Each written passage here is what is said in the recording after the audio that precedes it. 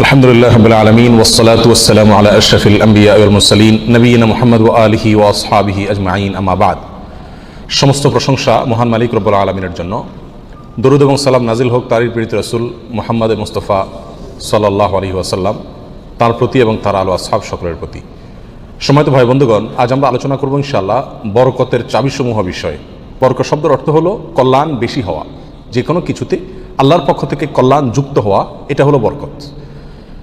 দুনিয়ার যে কোনো বস্তুতে যখন আল্লাহ সুবহানাহু ওয়া তাআলার পক্ষ থেকে কল্যাণ যুক্ত হয়, বিষয়টা যখন কল্যাণকর হয়ে যায়, উপকারী হয়ে যায়, তখন সেটা পরিমাণে অনেক অল্প হলেও আমাদের জন্য সেটা অনেক বেশি উপকার বয়ে আনে। অনেকে অনেক দীর্ঘ হায়াত পাইছেন, কিন্তু দীর্ঘ হায়াতে তেমন কিছু করার সুযোগ পান নাই, তার মানে জীবনে বরকত হয় নাই। অনেকে প্রচুর পরিমাণ সম্পদ কামাই করেছেন, কিন্তু সেই সম্পদ থেকে কোনো হিসাব খুঁজে পাচ্ছেন না যে কোথায় কি করলেন, বরকত নাই। অনেকে দেখা যাচ্ছে যে অনেক কাজ করেছেন, কিন্তু ফলাফল দেখা যাচ্ছে খুব বেশি একটা দৃশ্যমান না, তার মানে বরকত নেই। এর বিপরীতে দেখা যায় একজন অল্প কামাই করছে, মাশাআল্লাহ, এর ভিতরে সে অনেক কিছু করে ফেলেছে। কারণ হলো তার এই কামাইতে কি ছিল? বরকত ছিল। এই কামাইতে আল্লাহ সুবহানাহু ওয়া তাআলার পক্ষ থেকে কল্যাণ ছিল। অতএব আমাদের জীবনে, আমাদের আমলে, আমাদের রুজিতে, আমাদের ইনকামে, আমাদের সন্তান সন্ততিতে, আমাদের সব কিছুতে আল্লাহ সুবহানাহু ওয়া তাআলার পক্ষ থেকে বরকত আসবে। বেশ কিছু আমল আছে, সে আমলগুলো করলে এগুলোকে আমরা এক কথায় বলতে পারি বরকতের 10টি চাবি। এই চাবিগুলো যদি আমরা ব্যবহার করি, তাহলে ইনশাআল্লাহ বিদিনিল্লাহ আমাদের জীবন বরকতময় হয়ে যাবে। তার ভিতরে 1 নম্বরের চাবি হলো বরকতের ঈমান এবং তাকওয়া। প্রিয় ভাইয়েরা, যখন ঈমান এবং তাকওয়া কারোর মধ্যে থাকে, তখন আল্লাহ সুবহানাহু ওয়া তাআলার পক্ষ থেকে বরকতের বারিধারা তার প্রতি বর্ষণ হতে থাকে। আল্লাহ সুবহানাহু ওয়া তাআলা কোরআন কারীমে বলেছেন, ওয়ালাউ আন্না আহলাল কুরা আমানু ওয়াত্তাকাউ লাফাতাহনা আলাইহিম বারাকাতিম মিনাস সামাই ওয়াল আরদ। যদি কোনো জনপদের লোকেরা ঈমান আনে এবং তাকওয়া অবলম্বন করে, তাহলে আমি আসমান থেকে এবং জমিন থেকে, উপর থেকে নিচ থেকে, উভয় দিক থেকে বরকতের সমস্ত দুয়ার খুলে দেব। সম্মানিত ভাইরা, এই জন্যই দেখা যায় সারা পৃথিবীতে অন্য ধর্মের মানুষেরা, অমুসলিমেরা কোনো কোনো দিক থেকে অনেক বেশি সুখে শান্তিতে আছে বলে আমাদের কাছে মনে হয়, কিন্তু আসলে সুখে শান্তিতে খুব একটা নাই। বিভিন্ন জরিপ বলছে সুসাইড বা আত্মহত্যার পরিমাণ তাদের মধ্যে বেশি। আত্মহত্যা মানুষ তখনই করে যখন সুখের চাইতে দুঃখের পরিমাণ বেড়ে যায়। কিন্তু মুসলমানদের মধ্যে আত্মহত্যার পরিমাণ অনেক কম। মুসলমানরা বেশিরভাগই গরিব, অভাবী, তারপরেও তাদের মধ্যে আত্মহত্যার পরিমাণ কম। এটা একটা আলামত যে তাদের জীবনে কি আছে? বরকত আছে। কারণ ঈমান সামান্য হলেও আছে। আর যার জীবনে ঈমান নাই, তাকে দেখবেন যে অনেক আট্টালিকাতে সে আছে, সুখে শান্তির অনেক উপকরণ তার কাছে আছে, কিন্তু আসলে সুখ শান্তিতে খুব একটা সে নাই। কারণ তার জীবনে কি নাই? বরকত নাই। এই জন্য কেউ যদি ঈমান আনে আর তাকওয়া অবলম্বন করে, এই দুটি জিনিস যদি কারোর ভিতরে থাকে, তাহলে আল্লাহ সুবহানাহু ওয়া তাআলার ওয়াদা হলো আসমান এবং জমিন থেকে বরকতের সমস্ত দুয়ারগুলো তার জন্য কি করে দেওয়া হবে? খুলে দেওয়া হবে। এই জন্য ভাই, ঈমানকে খালেস করতে হবে শিরক থেকে, কুফরি থেকে, নেফাকি থেকে। শিরক, কুফর, নেফাক, এগুলো থেকে ঈমানকে পরিচ্ছন্ন করতে হবে আর তাকওয়া অবলম্বন করতে হবে। তাকওয়া কি? তাকওয়া হলো আল্লাহর ভয়ে যে কোনো হারাম কাজ থেকে বেঁচে থাকা। আল্লাহর ভয়ে যদি আমি হারাম কাজ থেকে বেঁচে থাকার মানসিকতা আমার ভিতরে থাকে, যার ভিতরে যত বেশি থাকবে, আল্লাহ সুবহানাহু ওয়া তাআলা তার জীবনকে তত বেশি বরকতময় করে দিবেন। বরকতের 2 নম্বর চাবি হলো যে কোনো কাজের শুরুতে বিসমিল্লাহ বলা। যে কোনো কাজের শুরুতে কি করা? বিসমিল্লাহ বলা। নবী আলাইহিস সালাম বলেছেন, তোমাদের মধ্যে কেউ যখন খানা শুরু করে এবং সে যদি বিসমিল্লাহ বলে, তো শয়তান তার সাথে ওই খাবারে যোগ দিতে পারে না, ভাগ বসাতে পারে না। যেটুকু আছে সেটুকু তার জন্য কল্যাণ বয়ে আনে, কল্যাণ করা হয় খাবার। অনুরূপভাবে কেউ যদি বাসা বাড়িতে প্রবেশ করে, বিসমিল্লাহ বলে ঢুকে, তাহলে সেই ঢোকার সময় তার সাথে কি হতে পারে না? শয়তান যোগ দিতে পারে না। অনুরূপভাবে প্রত্যেকটা কাজে বান্দা যখন ভালো কাজে যখন বিসমিল্লাহ বলে শুরু করে, তখন শয়তান সে কাজে আর অংশগ্রহণ করতে পারে না। আর শয়তান যখন ইন্টারফেয়ার করতে পারে না, তাহলে আল্লাহ সুবহানাহু ওয়া তাআলার পক্ষ থেকে সেখানে বরকত আসা খুবই সহজ হয়ে যায়। এটাই স্বাভাবিক। অতএব বিসমিল্লাহর পরিমাণ বেশি বলা। 3 নম্বর বরকতের চাবি হলো ভাই কোরআনে কারীমের সাথে সম্পৃক্ততা বাড়ানো। যে যত বেশি কোরআনের সাথে সম্পর্ক গড়বে, তার জীবনে তত বেশি বরকত নেমে আসবে। যে ঘরে কোরআন তেলাওয়াত হবে, কোরআনের চর্চা হবে, কোরআনের শেখা হবে, কোরআন বুঝাবুঝি হবে, কোরআনের উপর আমল করার প্রবণতা থাকবে, অভ্যাস থাকবে, সেই ঘরে আল্লাহ সুবহানাহু ওয়া তাআলার বরকত তত বেশি আসবে। আল্লাহ সুবহানাহু ওয়া তাআলা কোরআনে কারীমের ভিতরে বলেছেন, ওয়াহাদা কিতাবুন আনজালনাহু মুবারাক। কোরআনে কারীমকে আল্লাহ সুবহানাহু ওয়া তাআলা কোরআনের বহু জায়গায় বলেছেন যে এটা কিতাবে মুবারাক। এই কোরআনটা হলো কি? বরকতময়। অতএব এর সাথে যে যত বেশি সম্পৃক্ত হবে, তত বেশি তার জীবন কি হবে? বরকতময় হয়ে যাবে। নবী আলাইহিস সালাম বলেছেন সহিহ মুসলিমের হাদিসে, ইন্নাল্লাহা ইয়ারফাউ বিহাযাল কিতাবি আকওয়ামা ওয়া ইয়াদাউ বিহি আখারিন। আল্লাহ তাআলা এই কিতাব দিয়ে বহু মানুষকে উপরে উঠাবেন, আবার বহু মানুষকে নিচে নামাবেন। অর্থাৎ এই কিতাব কোরআন, এটাকে যারা ফলো করবে, আল্লাহ তাআলা তাদেরকে মর্যাদা বাড়াবেন, আর যারা ফলো করবে না তাদের মর্যাদা কমাবেন। বাহ্যিকভাবে মনে হবে সুখের সাগরে ভাসছে, আসলে দুঃখের কোনো অন্ত তাদের জীবনে থাকবে না। তাহলে বরকতের 3 নম্বর চাবি হলো কি?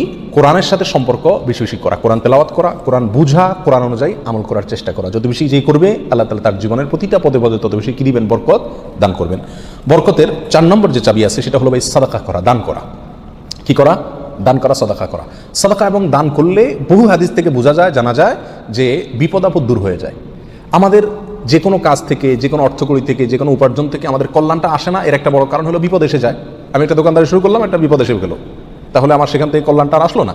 তো বরকত যদি আপনি চান প্রত্যেকটা বস্তুতে, প্রত্যেকটা জিনিসে কল্যাণ আসুক, উপকার হোক জিনিসটা আপনার জন্য, অল্প ছোট চাকরি, অল্প আয়, ছোট ব্যবসা, এর ভিতরেই আল্লাহ তাআলা কল্যাণ দিয়ে দেখ। আপনি যদি চান তাহলে আপনাকে কি করতে হবে? সাদাকার অভ্যাস করতে হবে। দান করলে মুসিবত এবং বিপদ দূর হয়। তো আপনার ওই অল্প আয় থেকে যখন বিপদ দূর হয়ে যাবে বা বিপদ মুক্ত থাকবে, তখন ইনশাআল্লাহ বিদিনিল্লাহ সেটা আপনার জন্য কি হয়ে যাবে? কল্যাণকর এবং বরকতময় হয়ে যাবে। ওর ভিতরে আপনার জন্য বরকত থাকবে। অতএব সাদাকার অভ্যাস করা, সারা বছর অল্প স্বল্প হলেও, পরিমাণে খুব অল্প হোক। এক হাদিসে আসছে নবী সাল্লাল্লাহু আলাইহি ওয়াসাল্লাম বলেছেন, খেজুরের অংশ দিয়েও যদি হয় তবুও তুমি সাদাকা করে জাহান্নামের আগুন থেকে বাঁচার চেষ্টা করো। বিপদ থেকে রক্ষার জন্য আমরা সাধ্য অনুযায়ী সাদকা করব, অনেক বেশি করা কোনো জরুরি না। প্রতিদিন সাদকা করা একটা জটিল বিষয়। অনেক সময় প্রতিদিন আমি অভাবী লোক পাইও না, তাহলে একটা বাক্স রাখতে পারি বাসায়, যে প্রতিদিন আমি সেখানে 1 টাকা রাখবো, 2 টাকা রাখবো, যতটুকু সাধ্যগুলো ততটুকু রাখবো। তাহলে নিয়মিত আমি দানের সওয়াবটা পেয়ে গেলাম। এই টাকাটা অভাবী লোকের, পরে কয়েকদিন পর পর খুলে আমি দিয়ে দিলাম মানুষকে। তাহলে প্রতিদিন সৎকার আমলটা হয়ে গেল। এবং সৎকার নিয়মিত করলে কি হয়? বরকত প্রত্যেকটা ক্ষেত্রে নেমে আসে। নাম্বার 5, বরকতের 5 নম্বর চাবি হলো ভাই আত্মীয় স্বজনের সাথে সম্পর্ক ভালো রাখা। এটা বহুল পরীক্ষিত একটি আমল ভাই।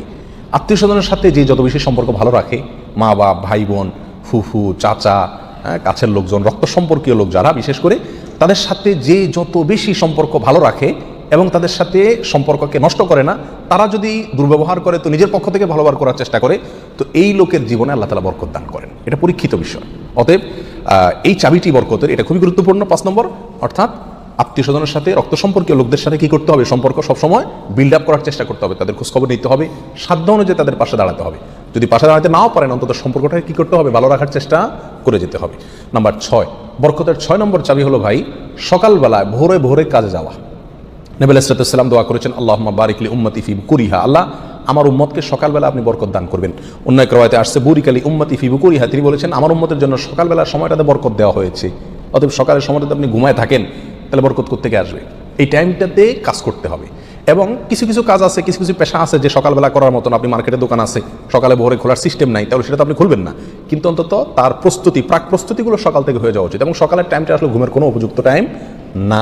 আপনি রাতে ভালো করে ঘুমান, বেশি করে ঘুমান, সকালে ঘুমাবেন না, দুপুরে ঘুমান, কিন্তু সকালে ঘুম এটা কোনো প্রশংসনীয় ঘুম নয়, স্বাস্থ্যের জন্য ভালো নয়, ইসলামী দৃষ্টি থেকেও খুব বেশি প্রশংসনীয় নয়। এই জন্য সকালবেলা যদি কাজে বের হওয়া যায়, তাহলে ইনশাআল্লাহ জীবনে কি আসবে? বরকত আসবে। যে কাজই করেন আপনি সকালবেলা, সেই কাজে আল্লাহ তাআলা কি দিবেন? বরকত দান করবেন। নাম্বার 7, বরকতের 7 নম্বর চাবি হলো ভাই নিজে 5 ওয়াক্ত সালাত আদায় করতে হবে এবং পরিবারের লোকদেরকে সালাতের নির্দেশ করতে হবে। বহু লোক নিজে নামাজ পড়ে, কিন্তু বাচ্চা কাচ্চা, ফ্যামিলির লোকজন তারা নামাজ পড়ছে কিনা সে বিষয়ে কি করে না? খবর রাখে না। আল্লাহ সুবহানাহু ওয়া তাআলা কোরআন কারীমে বলেছেন, ওয়া উমুর আহলাকা বিস-সালাত, তুমি তোমার পরিবারকে নামাজের নির্দেশ করো। নিজে তো পড়তেই হবে, পরিবারকেও নির্দেশ করো। ওয়াসতাবির আলাইহা, এবং এটার উপর অটল থাকো, ধরে রাখো এটাকে। তাহলে কি হবে? লা নাসআলুকা রিজকা, আমি তোমাদের কাছ থেকে, আল্লাহ বলছেন আমি তোমাদের কাছ থেকে রিজিক চাই না। নাহনু নারযুকুকা ওয়াল আকিবাতু লিত-তাকওয়া, বরং এই কাজ করলে, আমল করলে আমি তোমাদেরকে রিজিক দিব, বরকত চলে আসবে ইনশাআল্লাহ। নামাজ নিজে পড়তে হবে এবং পরিবারকে নামাজের নির্দেশ করতে হবে। নাম্বার 8, বরকতের 8 নম্বর চাবি হলো ভাই তাওয়াক্কুল করা, আল্লাহর উপরে, আল্লাহর উপরে ভরসা করা। মুমিন যত বেশি আল্লাহর উপরে ভরসা করবে, আল্লাহ তাআলা তত বেশি তাকে সাহায্য করবেন। আর আল্লাহর প্রতি ভরসা যত কমে যাবে, আস্থা যত কমে যাবে, নির্ভরতা যত কমে যাবে, দুনিয়ার কোনো বস্তুর প্রতি যখন আস্থা বেশি হয়ে যাবে, আল্লাহ তাআলা তাকে ওই বস্তুর হাতেই বিদ্যুৎ করে ছাড়েন। এটাই আল্লাহ সুবহানাহু ওয়া তাআলার সুন্নাহ। যার কারণে আল্লাহর প্রতি যে যত বেশি তাওয়াক্কুল করে, আল্লাহ তাআলা তাকে তত বেশি উদ্ধার করেন এবং সাহায্য করেন। বরকতের জন্য এটা একটা অন্যতম উপায়। যে যত বেশি আল্লাহর উপরে ভরসা করবে, বিশেষ করে রিজিকের ব্যাপারে, তত বেশি আল্লাহ সুবহানাহু ওয়া তাআলার পক্ষ থেকে কি আসবে? বরকত আসবে। একটু কোনো কারণে আমাদের ইনকামের উপরে চাপ আসলে, প্রেশার আসলে আমরা অস্থির হয়ে যাই, হাউতাশ হয়ে যায়, নিরাশ হয়ে যায়, অনেকে তো আজেবাজে মন্তব্য করা শুরু করি, আল্লাহর উপর তাওয়াক্কুল থাকে না। তো আসবে কোত্থেকে রিজিক? রিজিক আসবে তখন যদি আল্লাহর উপরে ভরসাটা পূর্ণ মাত্রায় থাকে। নবী আলাইহিস সালাম বলেছেন, লাউ তাওয়াক্কালতুম আলাল্লাহি হাক্কা তাওয়াক্কুলিহি, আল্লাহর প্রতি যেরকম ভরসা রাখা দরকার, যেরকম আস্থা রাখা দরকার, তোমরা যদি সেই মাপের আস্থা রাখতে পারো, নির্ভরতা আল্লাহর উপরে তোমরা রাখতে পারো, তাহলে কি হবে? লা রাযাকাকুম কামা ইয়ারযুকুত তাইর, আল্লাহ তাআলা পাখিকে যেভাবে রিজিক দেন তোমাদেরকে সেভাবে রিজিক দিবেন।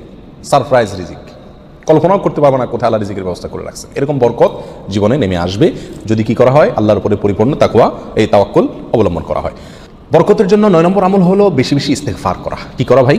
ইস্তেগফার করা। ইস্তেগফার, উঠতে চলতে ফিরতে সব সময় ইস্তেগফার করা। আস্তাগফিরুল্লাহ ওয়া আতুবু ইলাইহি, আস্তাগফিরুল্লাহ আল্লাযী লা ইলাহা ইল্লা হুয়াল হাইয়ুল কাইয়্যুম ওয়া আতুবু ইলাইহি। অথবা সাইয়্যিদুল ইস্তেগফার পড়া। কিচ্ছু না পারেন শুধু আস্তাগফিরুল্লাহ পড়া, আস্তাগফিরুল্লাহ আস্তাগফিরুল্লাহ আস্তাগফিরুল্লাহ ওয়া আতুবু ইলাইহি, এতটুকু পড়া। এবং যখন পড়বেন অর্থ বুঝে পড়বেন, আল্লাহর কাছে ক্ষমা চাচ্ছেন আপনি। আর ক্ষমা চাইলে ক্ষমা চাওয়ার মোড থাকে আলাদা। একটা মানুষের কাছে যখন মাপ চান আপনি, তখন মাপ চাওয়ার মোড ভিন্ন থাকে না। আস্তাগফিরুল্লাহ যখন বলবো তখন নিজের অপরাধের কথা স্মরণ করে, অথবা আমি যে বহু অপরাধ করি সেই কথাটা মনে করে আল্লাহর কাছে ক্ষমা চাইবো। যত বেশি ইস্তেগফার করবো তত বেশি রিজিক আসবে। সূরা নূহের ভিতরে আল্লাহ সুবহানাহু ওয়া তাআলা আল্লাহ নবী নূহ আলাইহিস সালাম সম্পর্কে বলেছেন যে নূহ আলাইহিস সালাম বলেছেন তার জাতিকে, ফাকুলতুস্তাগফিরু রাব্বাকুম ইন্নাহু কানা গাফফারা। তিনি বলেন আমি আমার জাতিকে বলেছিলাম তোমরা তোমাদের রবের ইস্তেগফার করো, তোমাদের রব ক্ষমাশীল। তাহলে কি হবে ইস্তেগফার করলে? 1 নম্বর তিনি ক্ষমা করবেন, তারপরে ওয়ায়ুমদিদুকুম বিআমওয়ালিন ওয়া বানিন ওয়া ইয়াজআল লাকুম জান্নাতিন ওয়া ইয়াজআল লাকুম আনহারা।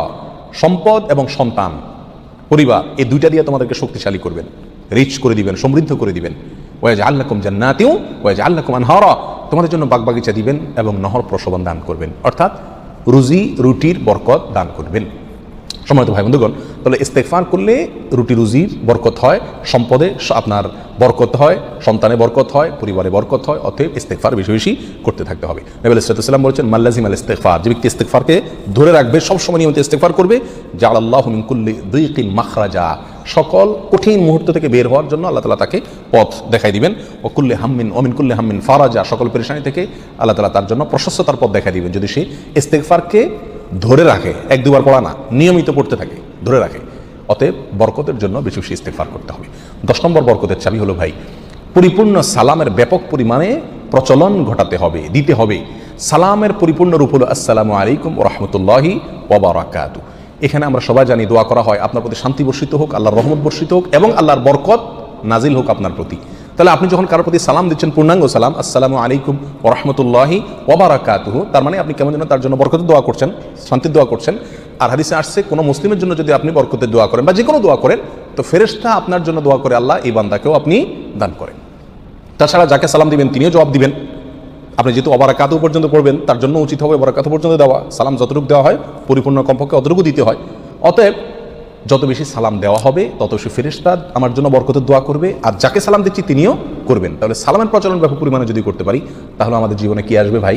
বরকত নেমে আসবে। আর আগেই বলেছি বরকতের অল্প বেবরকতের বহুর চাইতে উত্তম এবং শ্রেষ্ঠ। আল্লাহ তাআলা আমাদেরকে বরকতের সম্পদ দান করুক। অধিক সম্পদ নয়, বরকতের সম্পদ। আল্লাহ তাআলা আমাদের বরকতের সন্তান দান করুক। অধিক সন্তান নয়, বরকতের সন্তান। কল্যাণ যে সন্তানে আছে সেখানে অনেক বেশি হলো, কিন্তু কল্যাণ তার ভিতরে নাই, উপকারটা নাই, তাহলে এই বেশির কোনো লাভ হলো না। আল্লাহ তাআলা আমাদের গোটা জীবনকে, আমাদের উপার্জনকে, আমাদের সম্পদকে, আমাদের নেক আমলকে, আমাদের সন্তান সন্ততিকে, আমাদের পরিবারকে, পরিজনকে, আমাদের চিন্তা চেতনাকে, আমাদের সব কিছুকে আল্লাহ সুবহানাহু ওয়া তাআলা বরকতময় করে দিন। সব কিছুতে আল্লাহ তাআলা কল্যাণ এবং উপকারিতা প্রচুর পরিমাণে বৃদ্ধি করে দিন। জাযাকুমুল্লাহ ওয়া আখিরু দাওয়ানা আলহামদুলিল্লাহি রাব্বিল আলামিন।